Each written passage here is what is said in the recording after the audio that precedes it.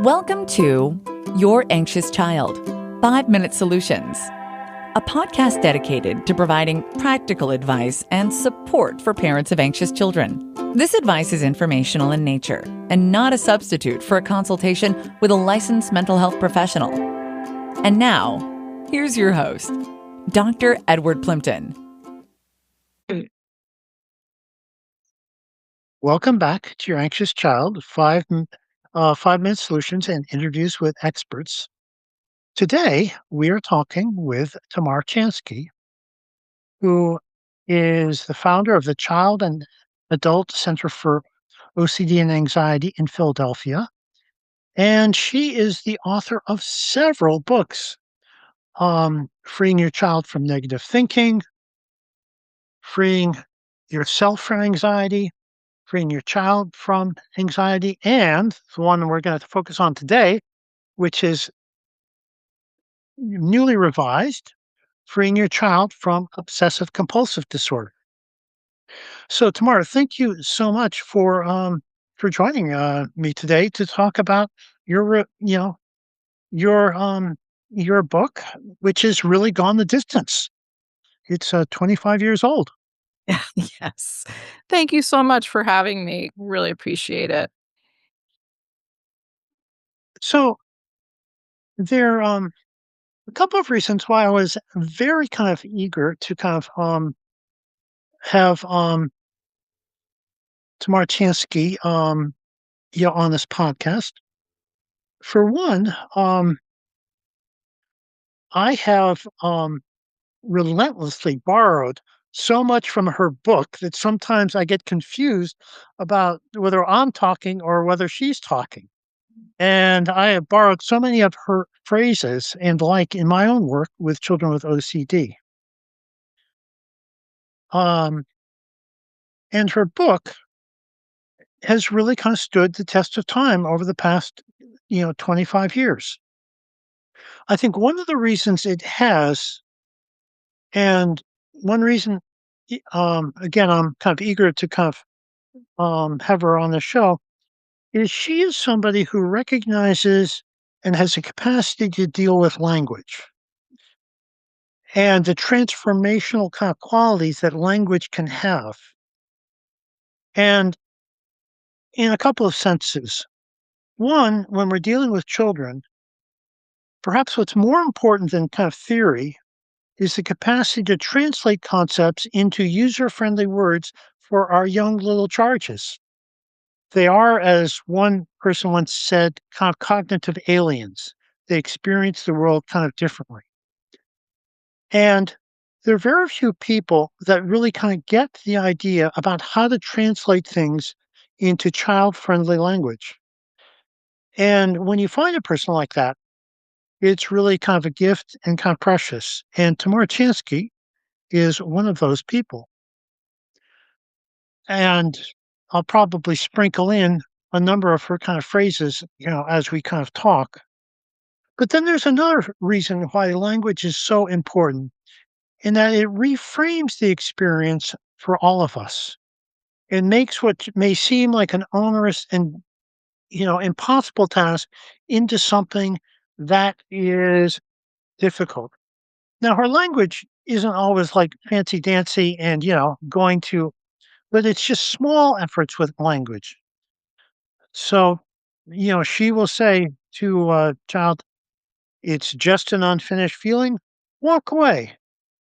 And then the all done signal will catch up with you later. And of course, there's her phrase junk mail, which has been used kind of repeatedly over and over again. And talking about kind of children who are susceptible, kind of OCD, she would say, well, your child has good crayons. Ted, I have to say, I don't know, this is a podcast. I don't know if people will see the video, but I'm sitting here tearing up at your words.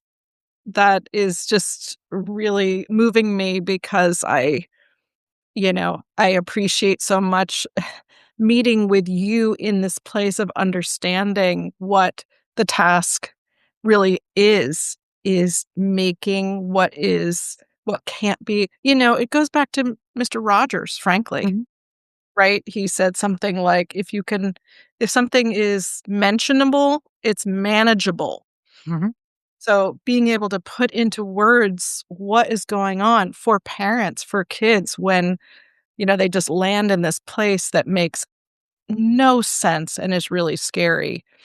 Um, that is so much of it, and and really it is so, I hadn't heard that idea of kids being cognitive aliens, but in some ways, I think they're so on the mark though. Like we're kind of the we're kind of the aliens.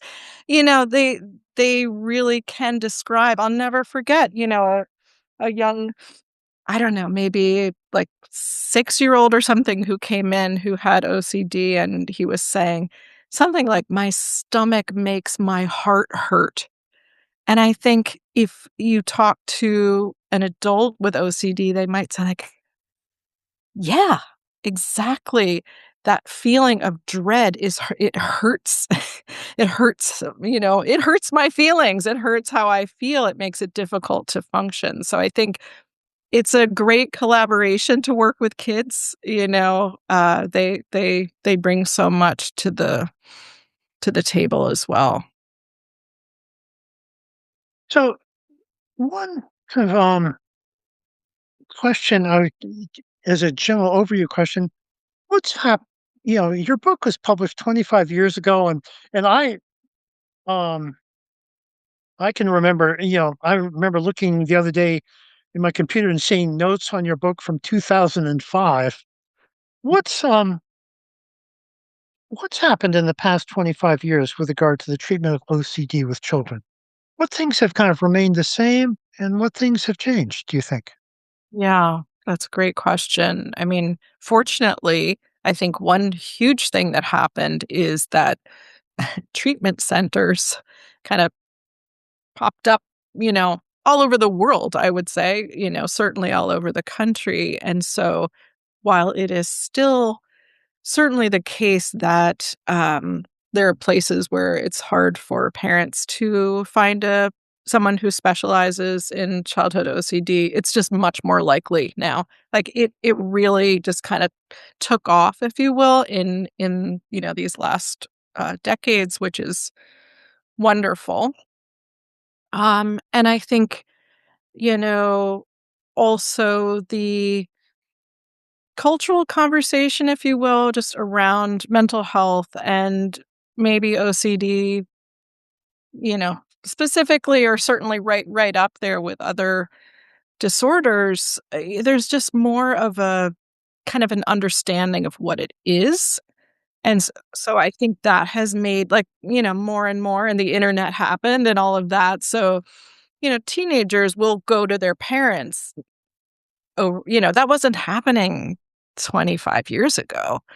Teenagers will go to their parents and say, "I was Googling. I think this is what I have. Like, I really want to talk to somebody about this." That's awesome. That they're, because I always, when parents would come in with a teenager, you're always looking for that. What's the prognosis going to be? And it's really that if the teenager wants to do this, like wants to be on the other side of what's going on, that is going to drive them to do the, difficult, unpleasant, whatever. We can talk about what exposures are like, the work to get on the other side of it. So I think that kind of, especially for teens, there's much more, agency around getting help. Yeah. So those Yeah. are those are some Well, developments. What do you think, Ted? I think what you're referring to is, the plus side of the internet, the plus side of, well, actually social media. Yeah. That, it's not all bad. Um, um, but it's a fine line in Yes. terms of, um, kids coming in, with self-diagnosis in a way that is not necessarily very helpful. Right. Yeah. Um, I think too, if I could I'll put in a plug for what I think in general uh, can happen in the next, maybe not generation, but this next wave with social media. I would say that so much has been done around kind of normalizing and making space for people to be open with what's going on with them. And I think the part that I think we're really ready for and kids are really ready for is not having that be kind of the destination, that is their identity somehow, whatever it is. I'm anxious, I'm OCD, but really that the next wave would be about how to just make treatment, like how you get better, how you with this to not have it control you, to have that be kind of the headlines on social media. One of the things that comes across in your books is, inviting parents to think about when you have a child with OCD, you're entering like a different land. It's a different parenting landscape that requires some kind of adaptation to um to this new situation that your child is um finds themselves ill. And I wonder if you could talk about in kind of general terms, what is this new landscape that parents and children find themselves in? And how do they begin to kind of orient themselves to it? Yeah, I think, really, I want to credit John March with, and I want to credit Michael White before, the late Michael White, that the the idea that the narrative, it's what the narrative is that kind of explains what's going on, because often kids with OCD are really well behaved, really rule following, really responsible, conscientious, all these things. And suddenly those kids are doing things that's making them upset, making their parents late for things, kind of disrupting the whole family. And so where families find themselves is in this place of, do I this would normally be like a, discipline kind of situation. They're breaking the rules or da da da da. And so having kind of that overview framing to say that it's not your child that's the problem, it's not your parenting that's the problem, it's what OCD is telling your child. And that's why, the idea of turning it into kind of a third party, whether for teens, that might just be calling it OCD, for little kids, calling it brain bug or Mr. Perfect or something like that. So that then everyone can coordinate around making sure that, Mr. Perfect has as little say and control in what happens in the child's life and in the family's life. And so it's really kind of flipping that narrative to, you know, my child is the problem, to my child has this problem that really can be solved. I So think it was, important because it doesn't feel good when you're already not feeling good about what's going on, to also then be in trouble, and have people mad at you, all those things that are just really stressful. and your phrase for that is it's desperation, not manipulation. Yeah. Yeah, Yeah. which That's really, thank you for bringing that up, because I think, I try to make sure in whatever I'm writing about or talking, to parents, that I get why that whatever name for that pattern might come up for them because it's their desperation too, their helplessness. But, kids are not you might manipulate your parents to get to stay up later for something fun, not for doing rituals. No, you don't know how else to get out of that situation. right. Yeah. I think it would be helpful for parents to kind of just hear what are the kind of components of kind of the treatment of kind of OCD?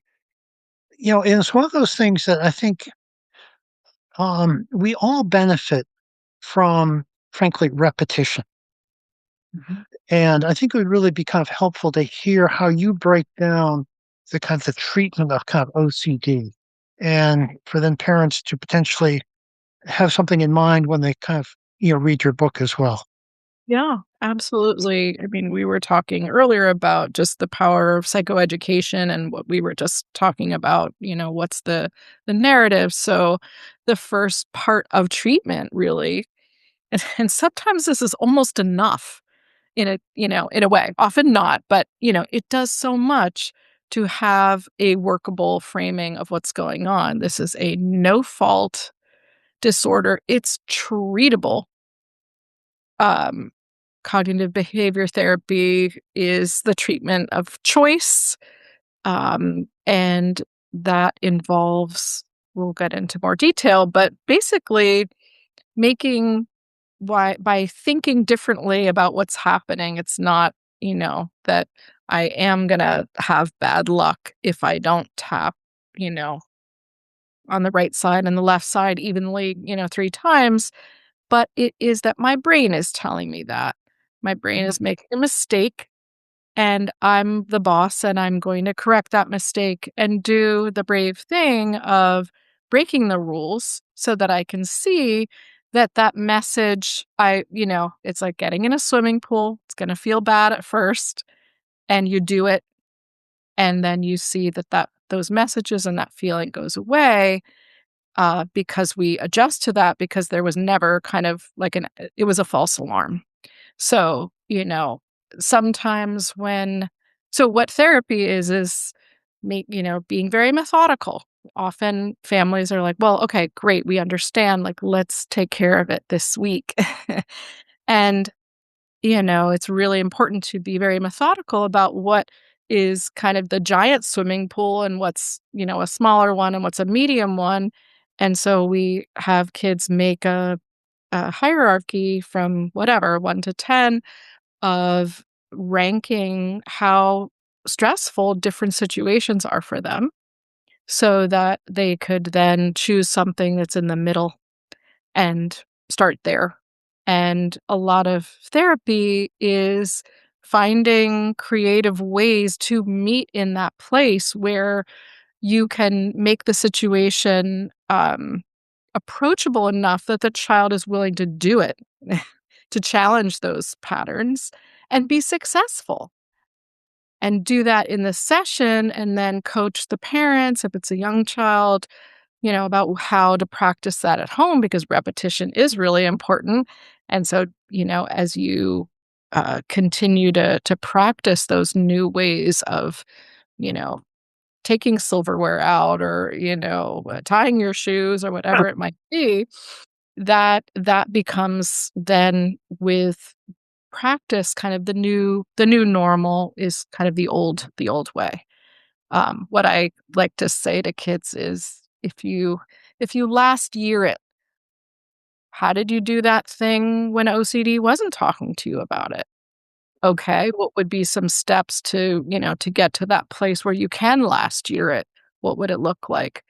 So I think I'm working all virtually now actually, but and I still do this to the computer, but I'm looking at my door here, and whenever folks would leave, I would always say, 2 words, patience and persistence, because it's hard to be patient, but it really pays off to do that.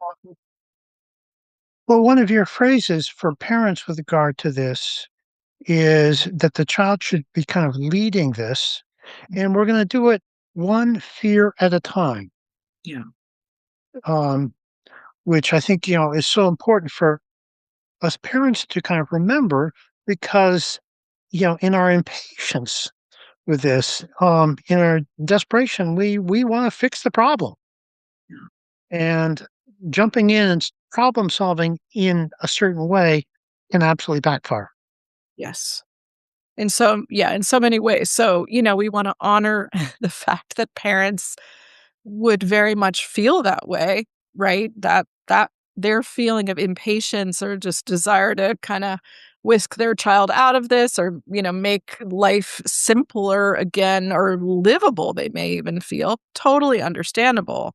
That's why the patience and persistence, because it's going to work when you can really let your child lead the way of what they are ready to tackle. That said, if there are things that your child is not ready to tackle, but they are really kind of, you know, making obstacles in your day-to-day life, let's talk about what those are. Okay, your child can't do something at home. Can they do more in the car on the way to school, which you wouldn't want to have as your kind of ultimate goal of your child putting on shoes and socks in the car. You want that to happen at home. Everybody does. But flexibility, it may be that in order to, you know, get to school somewhat on time, it's going to be helpful to have that give, make it, uh, kind of a strange order, if you will, for a bit, so that people keep moving and feeling more successful. And eventually you do get to that. And that, it's hard. That kind of thing. Uh, is can be hard as a parent to think like, okay, wait, is this giving in? Is this enabling? And the idea is that you're enabling your child to do their life. You don't want to enable the OCD. There's a difference there. You're doing something that will help your child keep moving. That makes sense to do. You bring up a point in your book that I'm not sure I've seen described so clearly elsewhere, which is the issue of how do you create a sense of psychological safety when you're in the land of OCD? Because as you know, say several times, providing reassurance, is not going to work. And you're, um, I think your phrase goes along something like, the problem with reassurance is that it doesn't stick and you have to keep on reapplying it. Yeah. Yeah. Um, so we're not the goal is not to provide a sense of safety through reassurance. Then, I mean, seriously, how do you propose we do it? Yes. Really good question, and I'm sure Uh, parents listening are like, "Oh," when they've asked me for the 10th time, well, yeah, I mean, part of me wants to just give the answer, and part of me wants to just, like, explode. It's like, "I've said this 10," again, to be understandable, we wanna have a different way. So, yeah, if that worked, and I think I say this, if reassurance worked the way it does not in the land of OCD, there would be no land of OCD. That's really the thing, is that it's still 2 seconds later, or even in that you say, uh, "Good night." "Can you say it again? I wasn't paying attention. I had another bad thought come in. Could you just say it one more time?" Or the dog walked by. Just the OCD, the way that it the way that it works is that it really interferes with that sense of closure or satisfaction, or safety, if you will. It keeps, the Groundhog Day kind of phenomenon, it keeps coming up, like you've never heard this before or something like that. So that's just the nature of what it is. So your presence, though, in understanding that, is going to be reassuring to your child much more than your just kind of ask and answer, which doesn't go anywhere. yeah, I have been so impressed with how persistent that reassurance seeking can be. Because with my own son, and he's given me permission to kind of talk about this, we were pretty much on point, on guard from very early on, doing that sounds like the brain bug talking. Let's make it wait 10 minutes Yeah. or, and then see, or variations like that. And, still, 20 years later, it still comes up and we're still, Yeah. it's, it's really challenging. Yeah.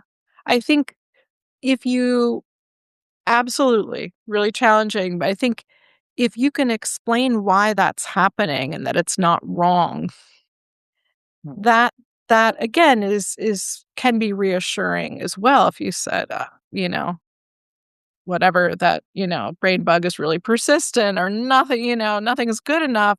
I like to go in the direction of levity and sarcasm because that changes the emotional tone.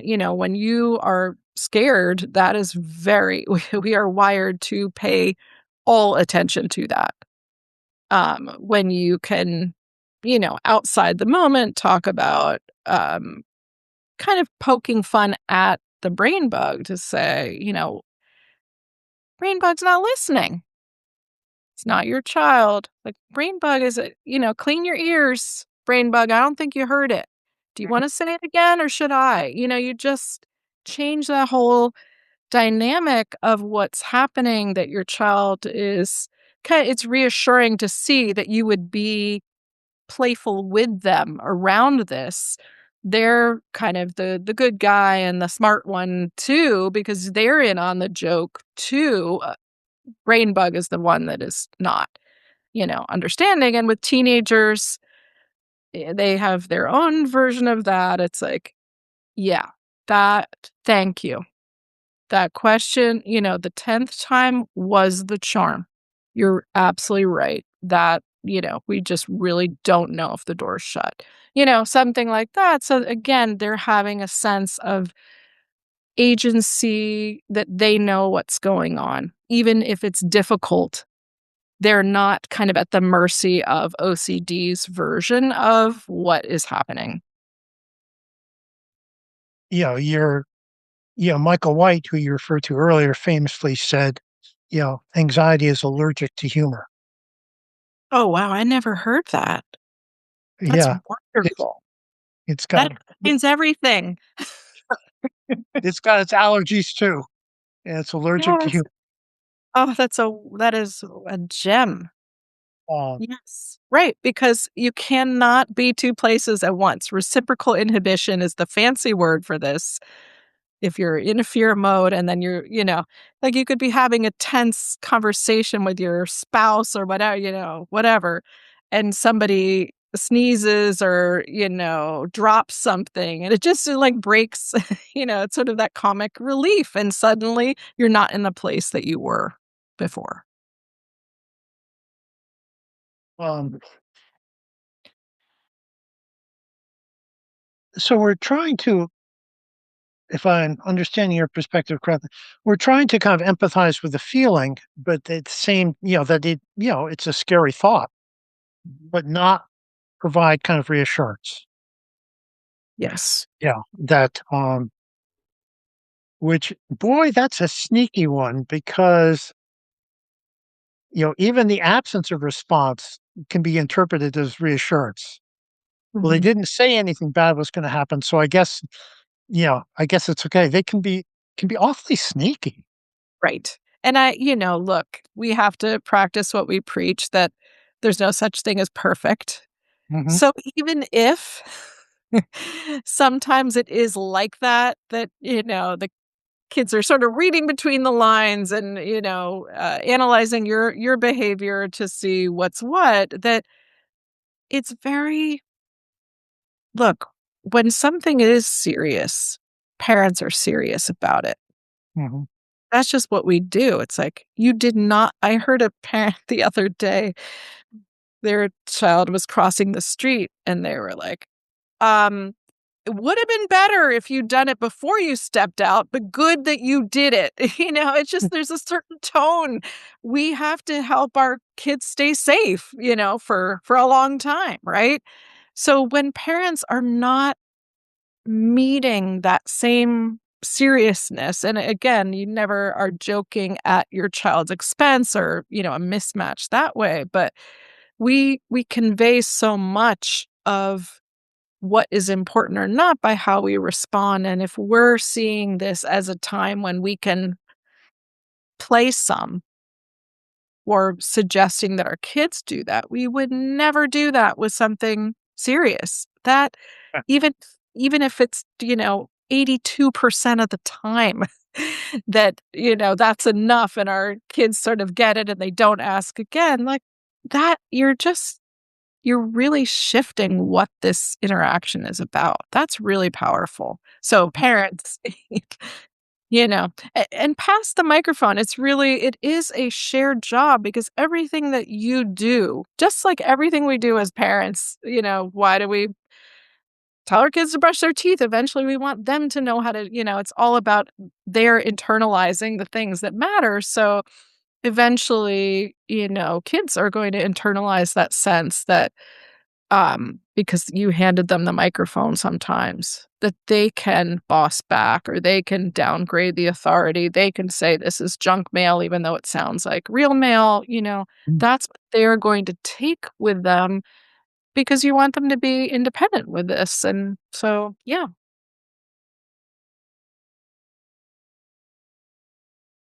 So, it's simple kind of, where it's the treatment involves kind of doing the opposite. Hmm. I wonder if you Exactly. could kind of just give some examples of that.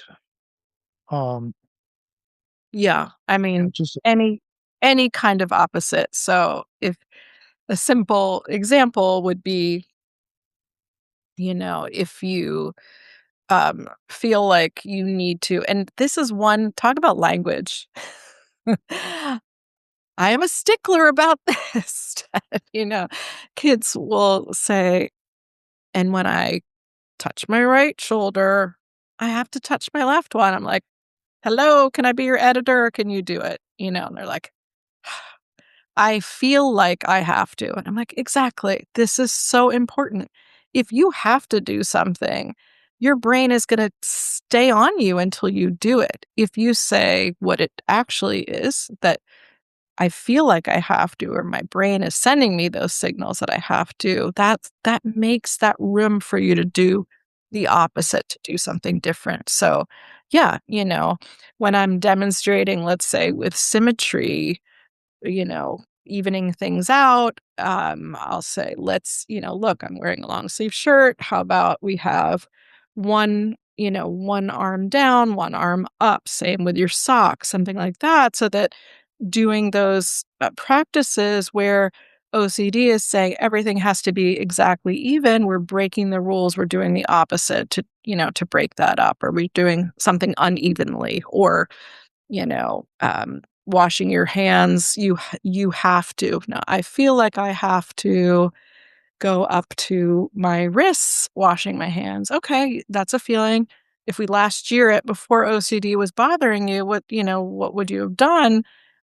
I didn't want to wash my hands. It was boring. Great. What could that look like here? So the opposite is breaking the rules of what, the pattern is. and I Starting with the left instead of the right, any which way. well, any way that I think you point any way that introduces a slightly different note can be kind of breaking the rules. That kind of any slight deviation. I Yes. think at one point at a conference, you were giving an example of, saying the kind of forbidden words or thoughts to the tune of Elvis Presley's "I Ain't Nothing But a Hound Dog." Oh, that was a real moment. And we do that. Yeah, Yeah. I mean, again, it's the levity there that, yeah, um, whether it's, yeah, kids. I mean, this is the thing. You work. Why are we here? You start working with these kids and you're just completely drawn in. You want to help them free themselves because it's just horrible for, a little kid to think that they're bad. that they stole an eraser because when they walked by an eraser that maybe was pretty, but they didn't take it. That brain bug saying, like, you stole that, or, you took that eraser. How do you know? You better ask your mom. Check my bag because I think I did. Well, I might have, just your heart just completely goes to these kids. But then, yes, you might do a song to play, turn it around on OCD to, make a song about to row, row, row your boat about how bad you are. It just, you're taking the words, but turning it into something else. Um, that is, that's funny to the child. I just want to say, so a lot of things that I'm talking about, we wouldn't expect parents like, oh, I heard this idea, to make fun of your, your habits or something like that. We have to layer in a sense of trust and understanding that we know that this isn't something you want to be doing, even though it feels really, really strong. And now we're going to figure out some ways, step by step, of seeing that when you break those rules, that signal gets weaker and you get stronger. The levity, you might, uh, put in a little here and there until your child's really ready, sort of feeling more confident about what's going on to be able to do that. That's the art of it. That's why, the science in some ways, when you were saying what's changed, and I said so many treatment centers have popped up and everything, I think, before people were kind of afraid of treating OCD, even to therapists, it seemed like, how do you get in there? Like, I don't understand. And then when, we had these great treatment protocols, John March, it so simplified in a way what the goal was. And then I think people's creativity started to be able to kind of, enliven that. And then kids have so much of it too, that has been just such a game changer.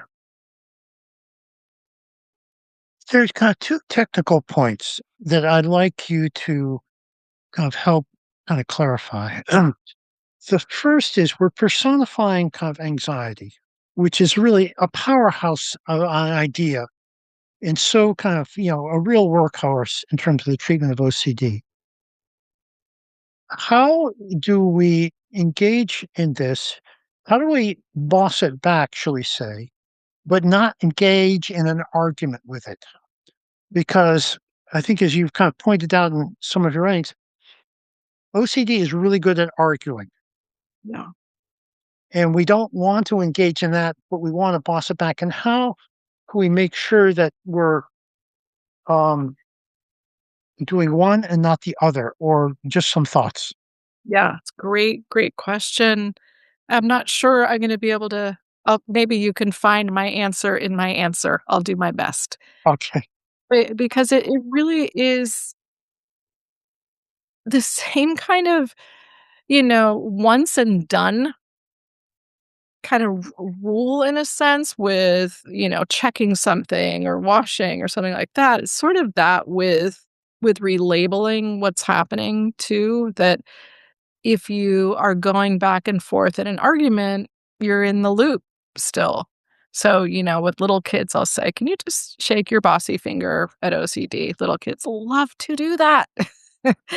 And say, you're not, I'm not listening to you, you're wrong. And say, like, oh, tell it, how is it wrong? And then it's sort of like, if it comes back and it's saying, like, well, da da da da, and we'll do those role plays that we want kids to kind of be the broken record of, like, I explained it, I'm done, or like, no, or like, oh yeah, you're right, but I can't talk, I think your mom's calling OCD or something like that, so that we're showing them how to not get pulled in. It's like, is it doing it again?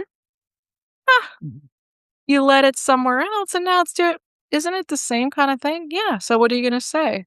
So you're sort of helping kids to see that process that OCD can take them through, and resisting that.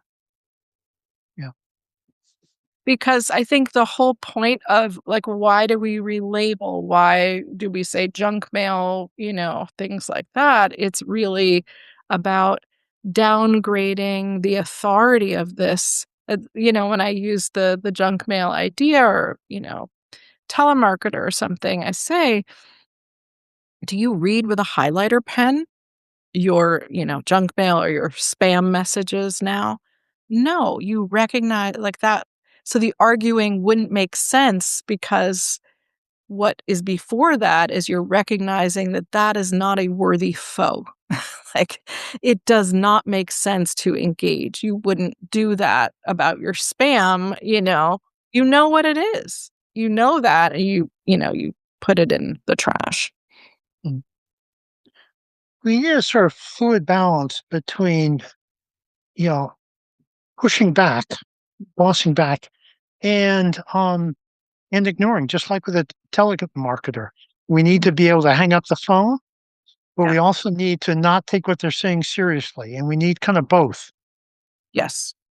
Kind of Yeah, that's exactly. But this is the thing though, I think I say this, in my book that if you don't tell kids that it's okay to do that and that there's a good reason, it just seems not even strange, like just an impossibility.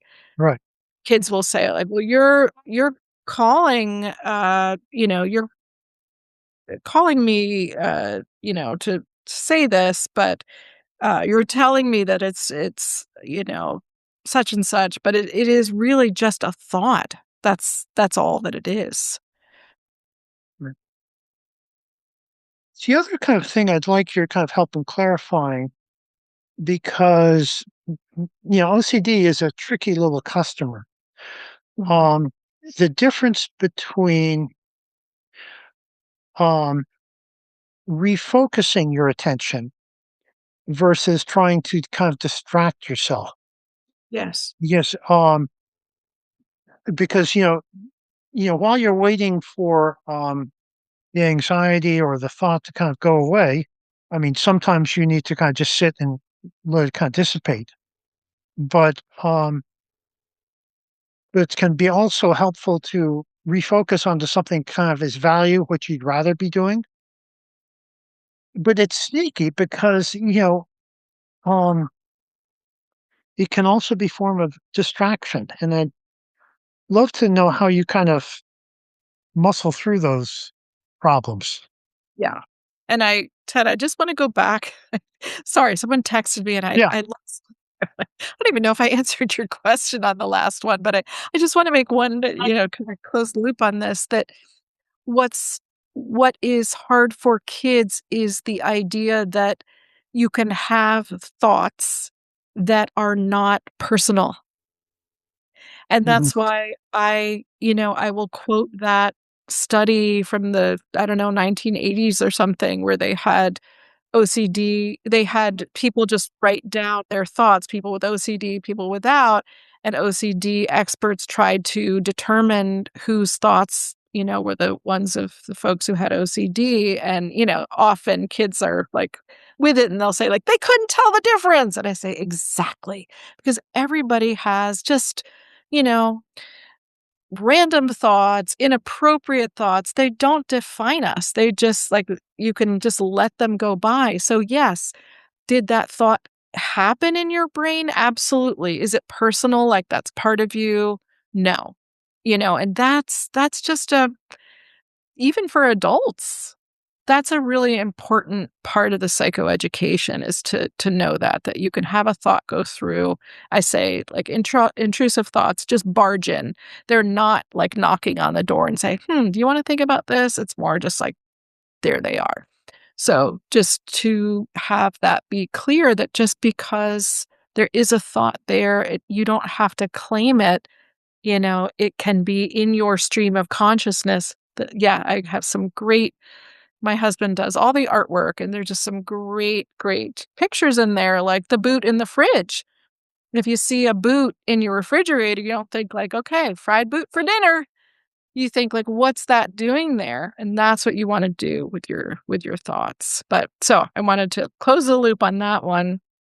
when you were talking about the distracting, can that be good? Can that be problematic? I say that if you think that there's a fire next to you, if you just try to distract yourself and say it's not, I'm just going to do something else, it's not there. If there's really a fire, that's a problem. But if it's a picture of a fire, you can go do whatever you want. So, helping kids to on purpose decide to pivot rather than distracting themselves from something that they think is still legitimate and still there, that they're just sort of delaying. Right. So I always say, distraction or intentional engagement is a good step 2. Step 1 is to label what it is. It's this is not, that's OCD. This is not an emergency, but it's really going to keep talking to me. So yeah, I'm going to decide to pivot and do something that's better with my time. So the labeling is the critical element there. And then go on to do something more important, something valuable, something like, right? Yeah, exactly. So Tamar, we are about out of time, and